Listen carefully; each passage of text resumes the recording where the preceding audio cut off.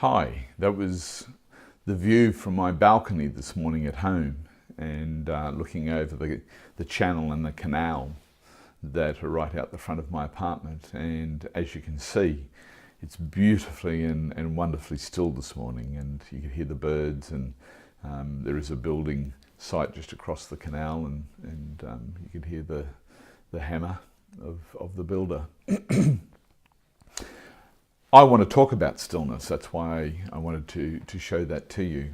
I want to talk about the importance of stillness, particularly in this day and age when we're being confronted with so much fear, where there's so many really horrific things happening globally that are instilling greater fear, when we have politicians who are promoting notions of fear, and we see TV personalities who are promoting concepts of fear, and we're building a basis of living our life fearfully. And of course, in my world and in my understanding, the one thing that displaces fear is stillness. and of course, the one thing that displaces stillness is fear. The psalmist, and we're talking maybe 3,000 years ago, wrote, "Be still and know that I am God." And he was equating, or she was equating, the whole notion that stillness allowed you to experience the divine. And so he or she was equating this whole idea that in order to really embrace the experience of God, you could do that through being in a place of stillness.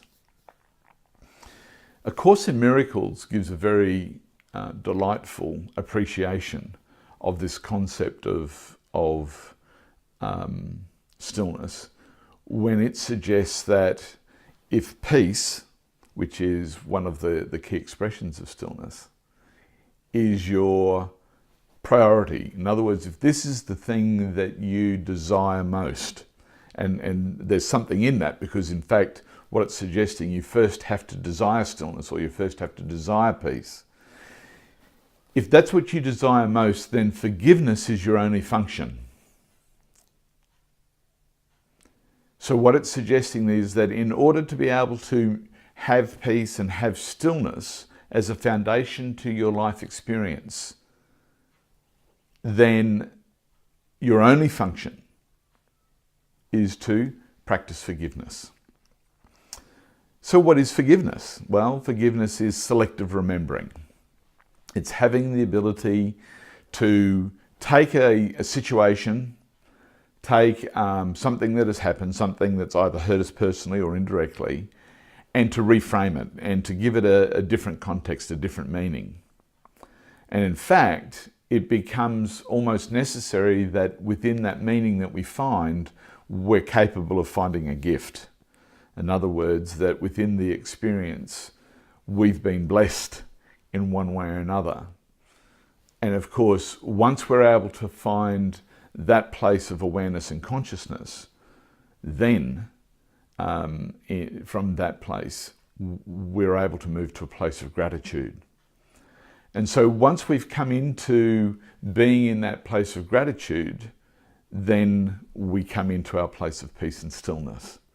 And of course, I would suggest to you that gratitude is in fact the evidence that forgiveness is complete. Now that's a very difficult concept, this whole idea of reframing, because what it asks us to do is to become a peacemaker.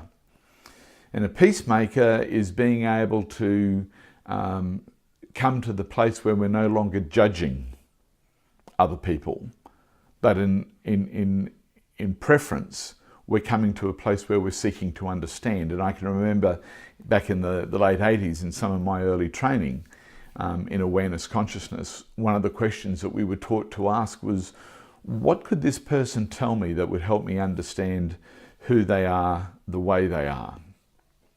And so what happens is when you choose peace and stillness as a priority, And when you understand that forgiveness is your only function, instead of moving to a place of giving something a meaning through our filters, which often results in judgment, and once again, retaliation, eye for an eye, wanting to have retribution, wanting to have things sort of the ledger balanced. Instead of that, what we choose to do is to take time to reflect and consider what may have been going on that had this person act the way that they did. And of course, once we start to entertain the whole notion that there could be something else behind their behaviour, we remove our filters that have us judge what's going on.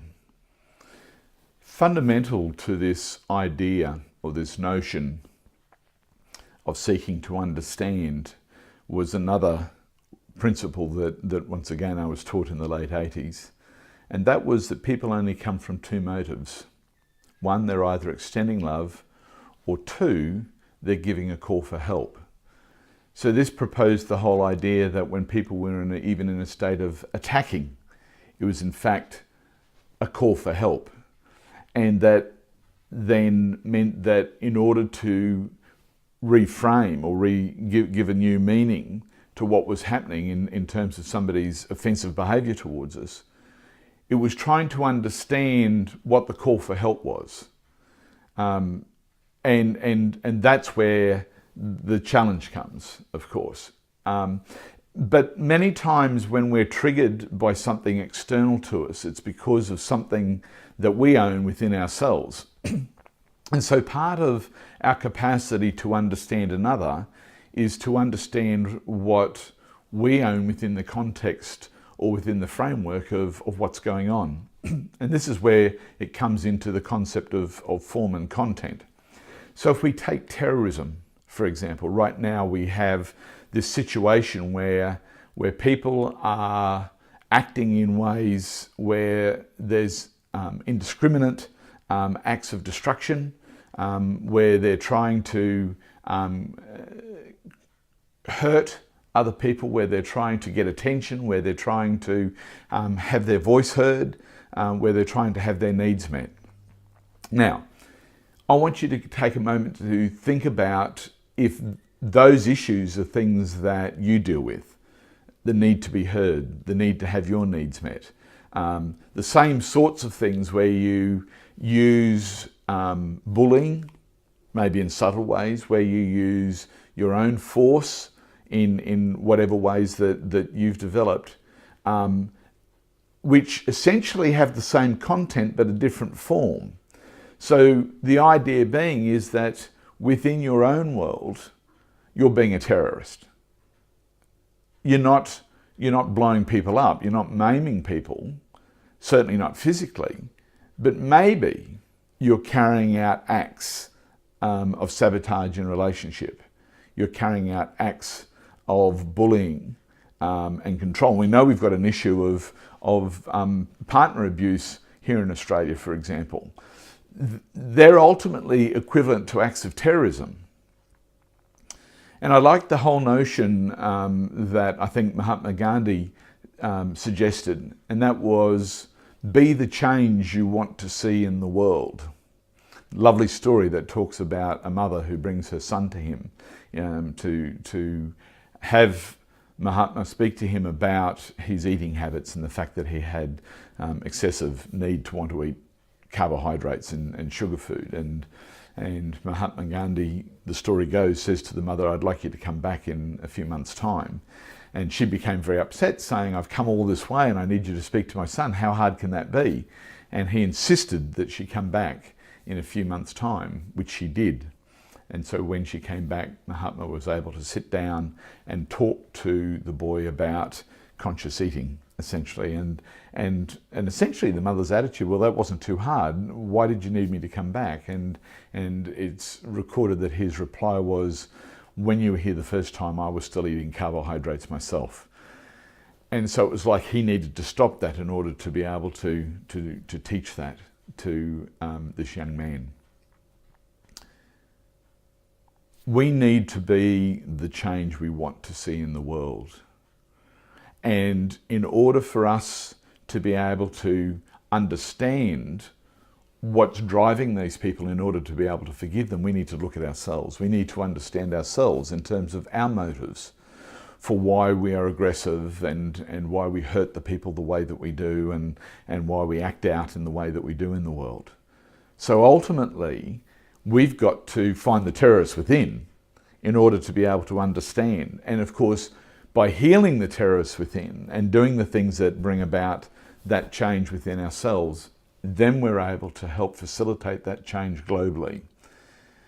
So I would like you to consider having stillness and peace as priorities in your life. Have them be the things that you desire.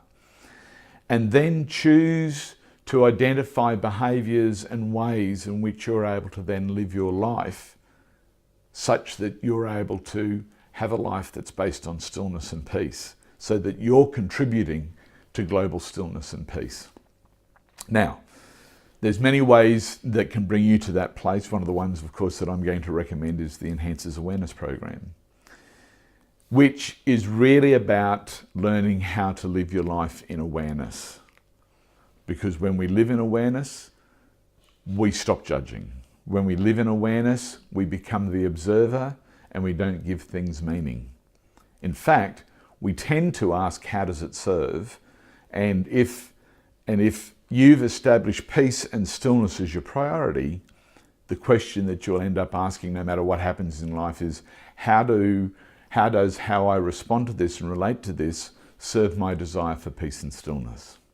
Anyway, I hope that this gives you some food for thought, and I hope you enjoy the blog. If there's something that you'd like to share with me about it, please go online and reply where the blogs are written. And please find out more about EAP by going to our Facebook site, Enhancers Awareness Program, and go to EAP Mentor to find out more about the Enhancers Awareness Program.